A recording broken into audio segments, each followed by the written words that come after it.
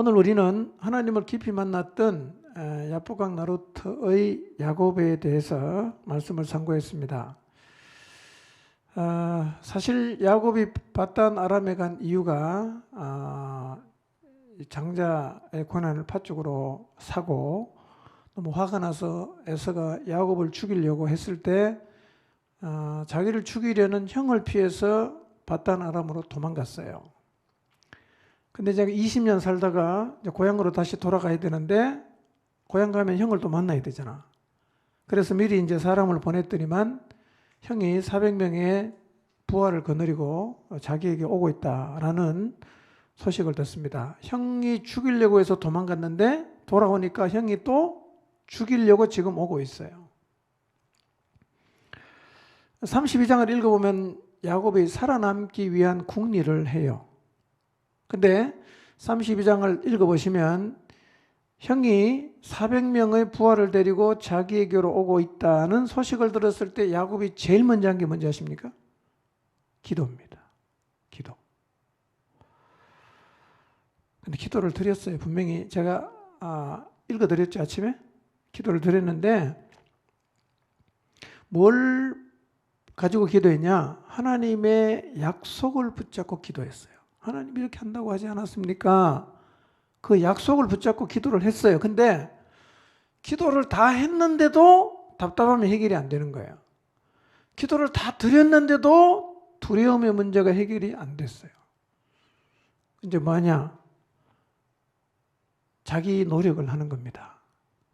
형에게 보낼 선물을 준비를 합니다. 때 중에서 양, 염소, 황소 뭐 다 이렇게 나귀까지 해서 준비를 해서 한목에다 보내는 게 아니라 나누어요. 몇 대로 나눕니까? 3대로 나누었어요. 3대. 그리고 각 때마다 종을 붙입니다. 그리고 형을 만나면 요렇게 말을 해라. 형에게 할 멘트까지 다 가르쳐 줍니다. 그렇게 준비시켜서 보냈어요. 자, 이렇게까지 자기 자신이 할 수 있는 일을 다 했어요. 그건 문제가 뭐냐? 여전히 두려운 거예요. 여전히 답답한 거예요. 해결이 안 돼. 그래서 형에게 선물을 보내고 사람을 붙여서 보낸 다음에 앉아있는데 밤이 됐는데도 잠이 안 오는 거예요. 그래서 밤에 다시 벌떡 일어납니다. 야곱이. 뭘 하냐? 가족을 다시 강을 다 건너서 보내요. 그 다음에 자기의 남은 소유도 다 강을 건너서 보냅니다. 근데 자기는 안 가요. 다 보냈어요. 자기 혼자 딱 남았어요. 무슨 의미일까요? 나하고 하나님하고 결판 짓겠다. 이런 말이에요. 다 보내고 자기 혼자만 딱 남았어요.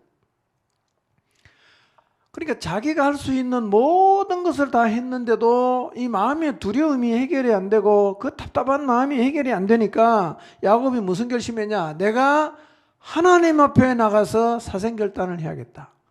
이런 마음으로 하나님에게로 나갔어요.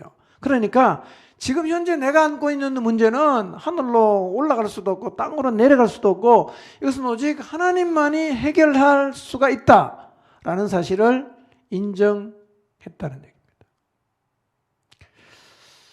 근데 이런 자세가 우리에게도 필요합니다. 인생을 살다 보면 이런 자리에 설 때가 있어요. 내가 할 수 있는 모든 노력을 다해도 여전히 마음이 답답하고 절망스럽고 두렵고 해결이 안 되는 때가 있어요. 내 힘으로 내가 할 수 있는 모든 노력을 다했지만 내가 안고 있는 내가 현재 가지고 있는 문제가 해결이 안 될 때 사람이 보이는 반응은 종교가 많겠지만 크게 나누면 딱 2개가 있어요. 하나는 뭐냐? 방황하는 겁니다. 방황. 신세한탄하고 술을 마시고 내 인생은 왜 이렇게 꼬이는가? 나는 왜 이렇게 재수가 없는가? 하나님 왜 나를 이렇게 안 도와주는가? 그래서 술을 마시고 그 다음에 절망하고 낙심하고 집에 오면 잠이 안 오니까 또 술의 힘으로 잠이 들고 그렇게 술에 빠져 살면서 인생을 놓아버리는 거예요. 이렇게 사는 사람이 있어요. 그 시간이 길어지면 우울증 걸리고 그 시간이 길어지면 알코올 중독이 되고 그러다가 인생을 그냥 완전히 놓아버리는 사람들도 있죠. 올바른 방법은 아니죠. 두 번째로 보이는 반응이 뭐냐? 야곱처럼 반응하는 거예요. 모든 걸 뒤로 하고 내가 마지막으로 하나님 앞에 나가서 이 문제를 가지고 한번 기도해 봐야겠다. 마지막 희망을 내가 하나님께 걸고 나가보겠다. 그렇게 해서 하나님 앞에 나가서 기도하는 사람이 있습니다. 야곱이 후자지요. 후자지요. 절망적인 상황에서 야곱이 하나님 앞에 나갑니다. 왜 나갑니까? 에서의 문제를 극복하기 위해서. 주석가들은 이렇게 말을 해요. 야곱이 하나님 앞에 나갔을 때 왜 나갔냐? 에서를 대항할 수 있는 특별한 하나님 주시는 힘을 얻기 위해서 나갔다는 거예요. 힘. 하나님이 힘 주면 한번 묻든지 내가 한번 해결을 해보겠다. 이런 마음으로 하나님 앞에 나갔는데 막 실험하다가 하나님 어떻게 합니까? 허벅지 관절을 툭 쳤는데 이게 위골이 되고. 어떻게 됐어요? 형 에서에게 나가려고 하면 힘을 더 얻어야 되는데 오히려 힘을 다 잃어버렸어요. 허벅지뼈는 특히 실험하는 자가 균형을 유지하는 곳이고요. 이게 그래서 허벅지뼈를 생명과 힘의 근원으로 이렇게 상징적으로 보는데요. 이 뼈가 딱 위골이 됐으니까 어떻게 됩니까? 힘이 완전히 빠져버린 겁니다. 야곱은 여기서 중요한 교훈을 얻어요.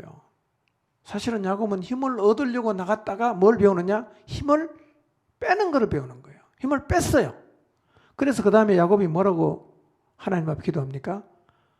나로 축복하지 않으면 내가 가게 안 하겠다.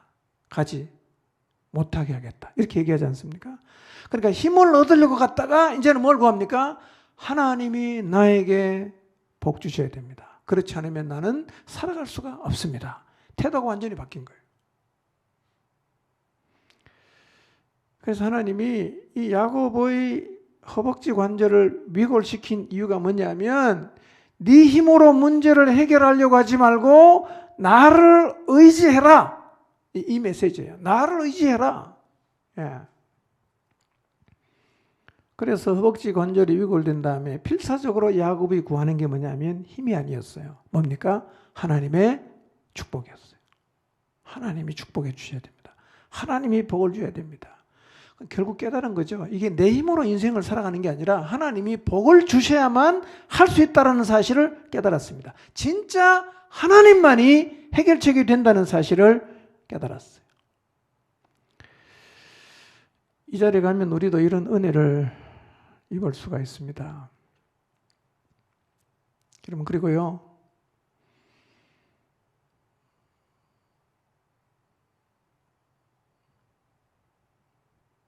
그 야복강 노루터에서 야곱은 새 이름을 받습니다. 원래 이름이 야곱은 속이는 자, 도둑놈 이런 뜻이거든요. 뭘로 바뀌었습니까? 이스라엘, 하나님과 겨루어 이긴 자. 이름이 바뀌었다는 말은 신분이 바뀌었다는 거죠. 새 신분이 되었어요. 여러분, 우리가 하나님의 자녀라는 신분을 이론적으로는 알고 있지만 이 얼마나 이 신분이 소중한가를 하나님을 깊이 만나면 정말 뼈저리게 느낄 수가 있어요. 아, 내가 정말 대단한 신분을 하나님으로부터 받았구나 라는 사실을 하나님을 깊이 만나면 깨닫게 돼요. 여러분, 이 은혜를 입은 다음에 야곱은요, 그 신분에 걸맞는 삶을 삽니다. 그리고 이날의 경험이 너무 강렬했기 때문에 야곱은 그 야복강 나루터의 이름을 뭐로 붙입니까? 브니엘이다. 하나님의 얼굴이다. 이렇게 이름을 붙였어요. 우리도 하나님을 만나면 이런 이름을 갖게 돼요. 이런 장소를 갖게 됩니다. 브니엘, 하나님의 얼굴.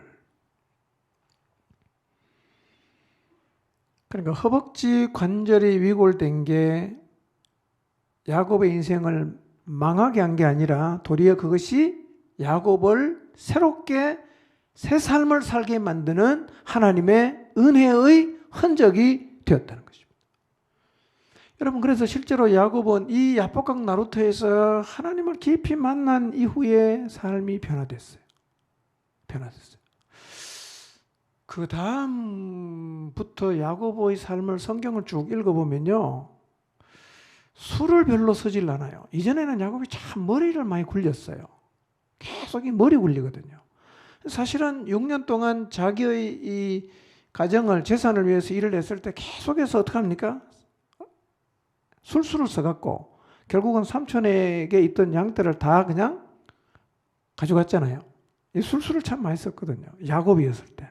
근데 이스라엘이라는 새 이름을 받은 이후에는요, 야곱은 진짜 하나님을 의지하는 사람이 되었어요. 하나님만 구하는 사람이 되었어요.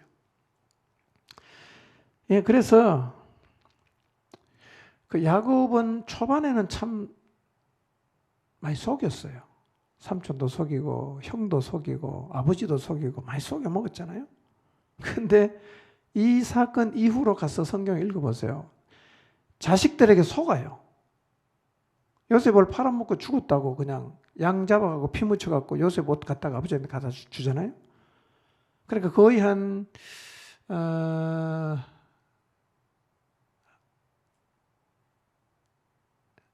몇 년이죠? 요셉이 총리 대신이 된 게 몇 년 만에 됐지? 갑자기 기억이 안 나. 하여튼 그 기간 동안 야곱은 요셉이 진짜 죽은 줄 알았어요. 속았어요. 속이질 않아요. 진짜 야곱은요, 이 야복강 나루터의 경험을 통해서 거기서 하나님을 깊이 만나고 나서 정말 삶이 바뀌었어요. 새 삶을 살아가게 되었습니다. 물론 하나님 앞에 나가게 된 직접적인 원인인 형에 대한 두려움도 극복이 됐어요. 여러분, 형을 만나러 가는 게 너무너무 겁나고 두려워갖고 못 갔잖아. 다 보내고 자기 혼자 안 갔잖아. 그런데 하나님을 깊이 만난다면 가요. 아무것도 변한 게 없어요. 근데 하나님이 진짜 역사하셨어요. 형을 만났는데 형이 죽이려고 한 게 아니라 끌어안고 같이 울었단 말이에요. 이건 진짜 하나님의 은혜가 아니면 일어날 수 없는 일인데요. 야곱이 그 은혜를 경험하면서 뭐라고 말합니까? 내가 형님 얼굴 보니까 하나님 얼굴 보는 것 같다. 그렇게 고백했는데 그런 의미예요. 이게 하나님을 깊이 만났던 야곱이 입었던 은혜인데요. 이 야곱의 사건을 큰 그림으로 그리면 이런 거예요. 야곱은 문제 때문에 하나님께 나갔어요. 무슨 문제입니까? 에서 형에 대한 두려움의 문제 때문에 하나님 앞에 나갔어요. 근데 하나님은 어떡합니까? 문제만 달랑 해결해 준 게 아니라 문제를 들고 나갔더니만 하나님은 야곱의 존재를 바꾸었어요. 문제를 들고 하나님께 나갔더니만 하나님은 야곱의 삶을 바꾸었어요. 물론 문제도 바꾸었어요. 우리가 인생을 살다가 내 힘으로 해결할 수 없는 어떤 문제를 들고 힘겨워하면서 답답해하면서 절망하면서 하나님 앞에 나가서 그 문제를 해결하려고 들고 나가면 하나님은 우리의 문제만 해결하는 게 아니라 하나님을 깊이 만나는 사람의 존재를 바꾸어 주시고 삶을 바꾸어 줍니다. 물론 문제도 바꿔줘요.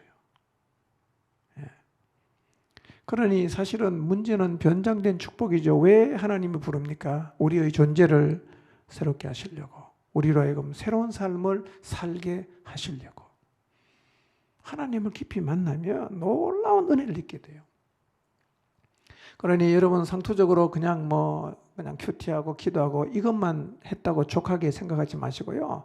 정말 하나님을 깊이 한번 만나보세요. 야곱이 섰던 이 은혜의 자리에 우리도 설 수가 있습니다. 한계 넘을 수 있어요. 내가 새로워질 수 있어요. 내 존재와 내 삶이 새로워질 수 있어요.